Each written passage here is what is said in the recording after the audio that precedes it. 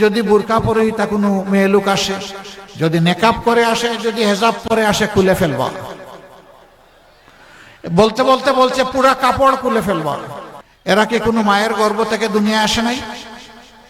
যদি এসে থাকে বলবো প্লিজ মার জাতিকে সম্মান করতে শিখুন। আগে আপনার আপন মাকে সম্মান করুন। মাকে সম্মান করার শিক্ষা আপনি পেয়ে থাকেন, এই দেশের 9 কোটি মাকে আপনি সম্মান করতে পারবেন। আর নিজের মাকেই যদি সম্মান করার শিক্ষা না পেয়ে থাকেন, দুর্ভাগ্য আপনার।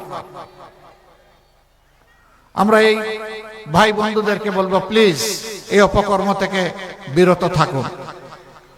যদি আপনারা বিরত না থাকেন, ভয়ভীতি প্রদর্শন করেন, গায়ে হাত তোলেন, কাপড় দিয়ে টান দেন, আমরা বলে দিচ্ছি অনেক সহ্য করেছি, অনেক হয়ে গেছে, প্রয়োজনে জীবন দিব, কিন্তু মায়ের ইজ্জত কাউকে কেড়ে নিতে আর দেয়া হবে না ইনশাআল্লাহ।